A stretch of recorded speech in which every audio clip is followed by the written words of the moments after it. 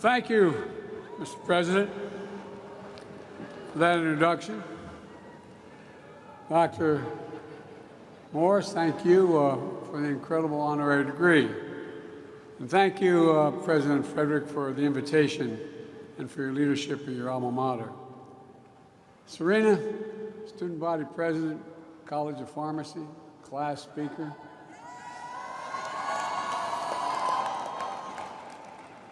And just remember, when you're President of the United States and they say Joe Biden's out in the waiting room to say hello, promise me you will not say Joe who. Right? You all think I'm kidding. To the distinguished faculty and staff, thank you for having me, and to the parents and families in the class of 2023, congratulations. And by the way, we will get to giving you your degrees. I promise that's coming. You are here with the heart and through the heartache, through blood, sweat, and tears of everything that's come before, for everything yet to come. You're here at the new moment of hope and possibilities. For graduates, before we begin, as mentioned many times, tomorrow's Mother's Day. Stand for your mothers and grandmothers. Stand and thank them.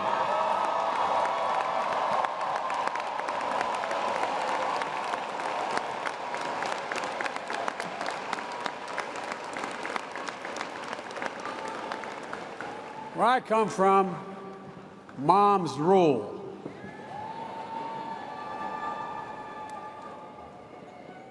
To my friend, and he is my friend, Congressman Jim Clyburn, the thing that I admire most about you, Jim, is your absolute integrity in everything you do.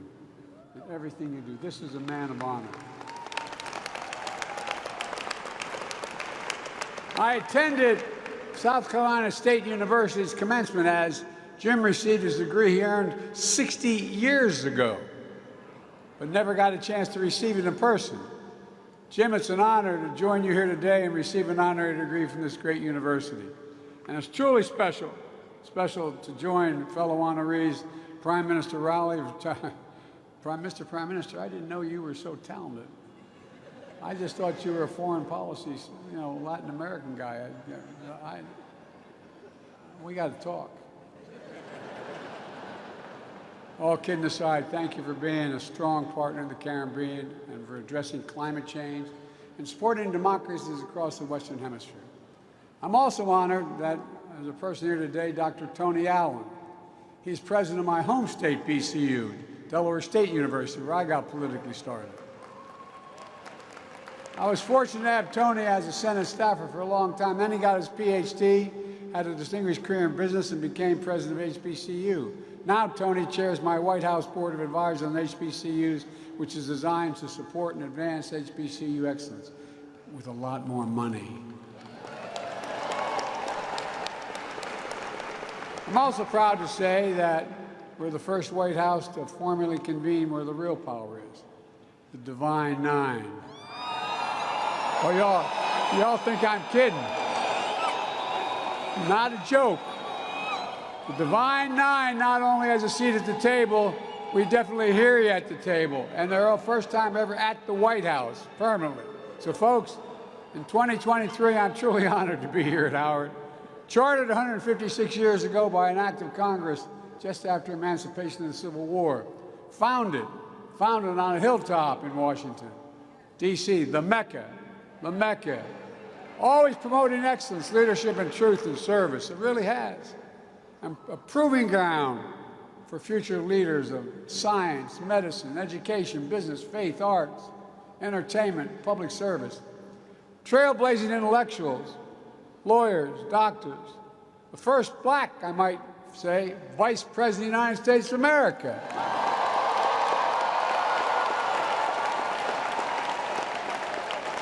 I'll say that again.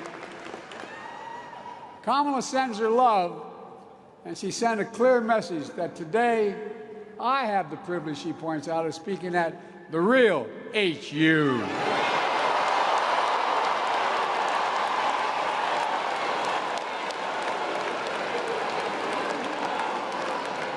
Now, you realize that's going to cost me at home. There's enormous pride in this university. Founded in the verses of Howard Anthem, and I quote, "Reared against the eastern sky, proudly there on hilltop high, there she stands for truth and right, sending forth her rays of light." It matters. It matters. It matters. We're living through one of the most consequential moments in our history, with fundamental questions at stake for our nation. Who are we? What do we stand for? What do we believe? Who will we be? You're going to help answer those questions. Let me take you back to January 2009. I stood in Wilmington, Delaware, on the train station of Amtrak, carrying my folder, waiting to be picked up by a guy named Barack Obama. The first black man elected president of the United States. I was there to join him as vice president on the way to historic inauguration in Washington. A moment of extraordinary hope, but also as I stood there, and this is the God's truth, I couldn't help think about another day I stood there. It wasn't much more than your age. I just got out of law school. I'd gone to work for a big firm, but my state, because of when Dr. King was assassinated, parts of my city were burned to the ground. We had a very conservative governor. He stationed the National Guard in every corner with drawn bayonets for 10 months. I quit and became a public defender. I used to have to introduce my clients. Oh, that's not so noble. I had to interview my clients down at the Wilmington train station when they were arrested on the east side. That's where they'd be taken. In the aftermath of the riots that burned Wilmington following his assassination. In 2009, while waiting for Barack, I was both living history at the same time I was reliving it. A vivid demonstration when it comes to race in America. Hope doesn't travel alone. It's shadowed by fear, by violence, and by hate. But after the election and the re-election of the first black American president, I had hope that the fear, violence, and hate was significantly losing ground. After no longer being vice president, I became a professor at the University of Pennsylvania for 4 years. But in 2017, in Charlottesville, Virginia, crazed neo-Nazis with angry faces came out of the fields literally with torches, carrying Nazi banners from the woods and the fields, chanting the same anti-Semitic bile heard across Europe in the 30s, something I never thought I would ever see in America. Accompanied by Klansmen and white supremacists, emerging from dark rooms and remote fields and the anonymity of the internet, confronting decent Americans of all backgrounds, standing in their way into the bright light of day. And a young woman, objecting to their presence, was killed. And what did you hear? That famous quote when asked about what happened. That famous quote, "There are very fine people on both sides." That's when I knew, and I'm not joking, that's when I knew I had to stay engaged and get back into public life. No, I don't say it for that reason. I say it for the journey. I don't have to tell you that fearless progress toward justice often meets ferocious pushback from the oldest and most sinister of forces. That's because hate never goes away. I thought when I graduated we could defeat hate, but it never goes away. It only hides under the rocks. And when it's given oxygen, it comes out from under that rock. That's why we know this truth as well. Silence is complicity. It cannot remain silent. We have to live through this battle for the soul of the nation. And it is still a battle for the soul of the nation. What is the soul of a nation? Well, I believe the soul is the breath, the life, the essence of who we are. The soul makes us us. The soul of America is what makes us unique among all nations.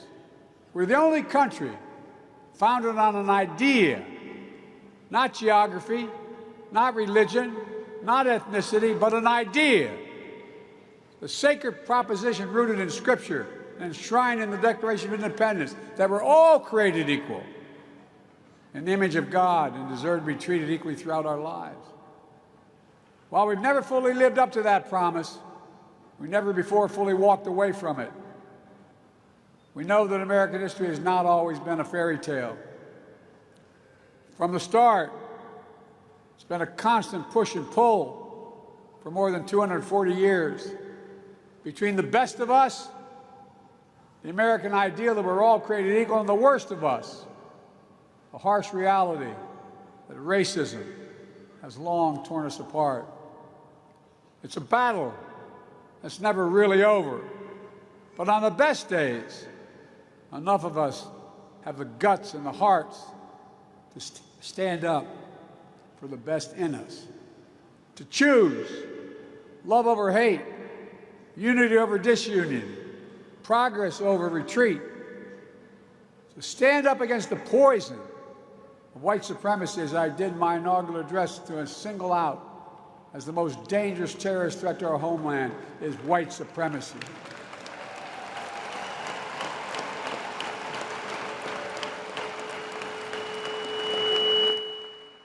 And I'm not saying this because I'm at a black HBCU. I say it wherever I go. To stand up for truth over lies, lies told for power and profit. To confront the ongoing assault to subvert our elections, suppress our right to vote. That assault came just as you cast your first ballots in 20 and 22. Record turnouts. You delivered historic progress. I made it clear that Americans of all backgrounds, have an obligation to call out political violence that has been unleashed and emboldened. As was mentioned already, bomb threats to this very university and HBCUs across the country. To put democracy on the ballot, to reject political extremism and reject political violence, protect fundamental rights and freedom for women to choose, for transgender children to be free, for affordable health care and housing, for the right to raise your family and retire with dignity, to stand with leaders of your generation who give voice to the people demanding action on gun violence, only to be expelled from state legislative bodies, to stand against books being banned and black history being erased. I'm serious, think about it. To stand up for the best in us. And today I come here to Howard to continue the work to redeem the soul of this nation, because it's here where I see the future, and that's not hyperbole. We can finally resolve those ongoing questions about who we are as a nation that put strength of our diversity at the center of American life. The future that celebrates and learns from history.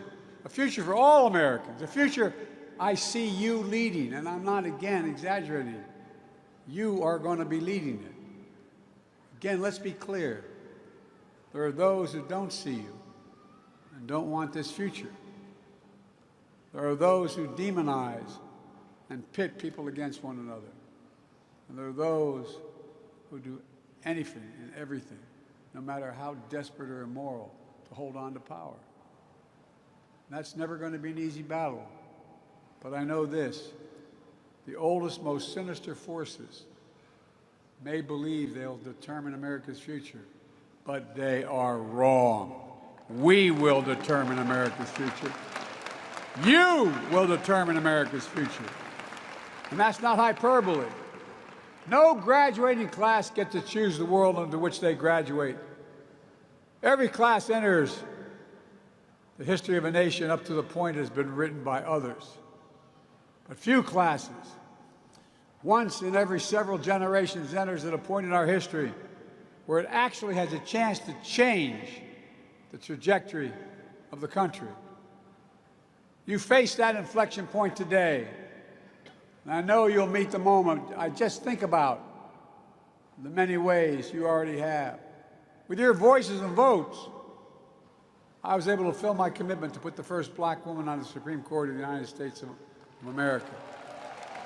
And by the way, she's brighter than the rest. She is one bright woman. Because of you, more black women have been appointed to the federal appellate courts than under every other president in American history combined. And by the way, I mean it. I mean it because of you. Because of you. You turned out. You spoke up. You knew. You showed up and the votes counted. And you made people say, whoa, wait a minute. What price will I pay if I don't do the following? You feel the promise and peril of climate change. Because of you, we're making the biggest investment ever in the history of the world in climate change. Don't ever think your voice doesn't matter. I'm keeping my promise that no one should be in jail merely because of using and possessing marijuana. Their record should be expunged, just expunged. My student debt relief plan would help tens of millions of people, especially those on Pell Grants. 70% of black college students receive Pell Grants. Many of you, the savings would be significant in even wiping out student debt completely for some. But this new Republican Party is dead set against it, suing my administration to stop you from getting student debt relief. The same opposition who received relief loans, I might add, to keep their businesses afloat during the pandemic. Members of the Congress worth thousands, even millions of dollars, most of which didn't have to be paid back. Yet, they say it's okay for them, but not for you. I find it outrageous. To reduce your student debt service payments when you graduate, we're also ensuring that no one with an undergraduate loan today or in the future will have to pay more than 5% of discretionary income to repay their loans, down from 10, and in 20 years is gone. Republican officials are fighting that as well. But I'll always keep fighting for you, and many others will, and many in the Republican Party as well will fight for you. We also know there's more to do.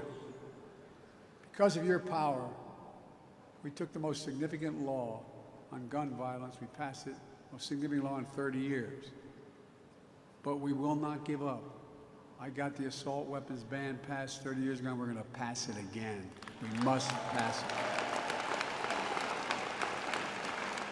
There's more to do on police reform and public safety. During the State of the Union, I asked the rest of the country to imagine having to talk to their children and their families, like your families had to talk to you.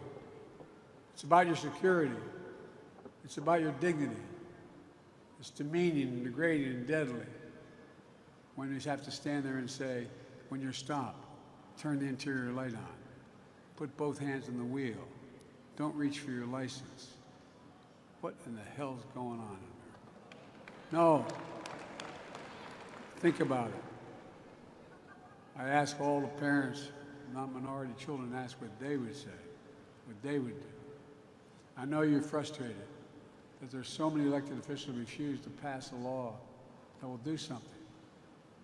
Kamala and I stood next to the family of George Floyd and the civil rights leaders and law enforcement officials to sign the executive order I came up with requiring the key elements of the George Floyd bill be applied to federal law enforcement. Banning chokeholds, restricting no-knock warrants, establishing a database for police misconduct, advancing effective and accountable community policing that builds public trust. And we'll keep fighting to pass the reforms nationwide. Equal justice is a covenant we have with each other. It must not just be an ideal, it has to be a reality. You're leading the way on this and so much more. That's why Kamala and I are so committed to investing in you and HBCUs. HBCUs help produce 40% of black engineers, 50% of black lawyers,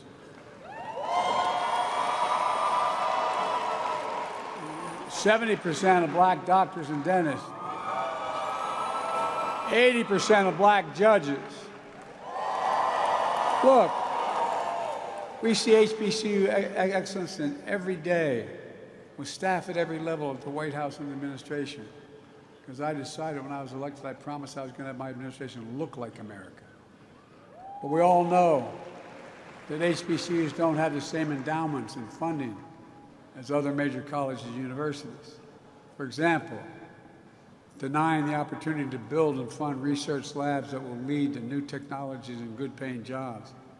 That's why I asked them, we've invested $6 billion in counting in HBCUs, including to create new research and development labs that prepare students for jobs in the future in high-income fields from cybersecurity, engineering, biochemistry, healthcare. Standing here, I think the last time I came to Howard with President Frederick and others was in my final year as vice president to host the Cancer Moonshot on campus, because you're leading the way. You're the scientists, the doctors, the advocates who will bring and do big things like ending cancer as we know it, and even curing some cancers, which we're on their way of doing. You're the diplomats and global citizens making democracy work for people around the world. Lawyers defending our rights, artists shaping our culture. Fearless journalists. This is real, though. This is what you're doing. Fearless journalists and intellectuals pursuing the truth and challenging convention. You're the leaders of tomorrow, but it's coming on you really quickly. Because of you, I see a future we can finally move away from the narrowed and cramped view that the promise of America is a zero-sum game. If you succeed, I fail. If you get ahead, I fall behind. And maybe worst of all, if I can't hold you down, I can't lift myself up. Instead of what it should be. If you do well, we all do well. That's what I see. That's what I see in America. And more Americans are. A future of possibilities for all Americans. Look, no matter that future, what it holds, my sincere hope is that each of you find the sweet spot between happiness, success, and ambition. That a good life, a life of purpose. Because here's the thing, you don't know where or what fate will bring you or when. You just have to keep going. You have to just keep the faith. You have to just get up. And you can find the balance between ambition and happiness and success. That good life, of purpose, of family. And as you know here at Howard, of excellence, leadership, and truth and service. There's no quit in you. There's no quit in America. So let me close with this. In our lives, in the life of the nation, we know that fear can shadow hope. But it's also true that hope can defeat fear. In January 2021, I stood in the U.S. Capitol to be inaugurated as President of the United States. Just days before, on that very spot, a violent insurrection took place, a dagger at the throat of democracy. For the first time in our history, an attempt to stop the peaceful transfer of power in this country. And they failed. Our democracy held. Again, hope prevailed. And this time, I was standing with a black woman about to take a 2-mile procession down Pennsylvania Avenue as President and Vice President of the United States of America. And who was marching alongside her? The Howard University Marching Band in lockstep and solidarity. You were.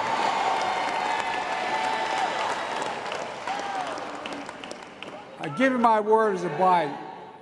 Class of 2023, you're the reason I'm so optimistic about the future. And I give you my word, I really mean it.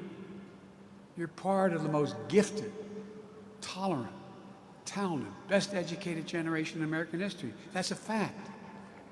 And it's your generation, more than anyone else's, will answer the questions for America. Who are we? What do we stand for? What do you believe? What do we believe? What do we want to be? I'm not saying you have to share this burden all on your own.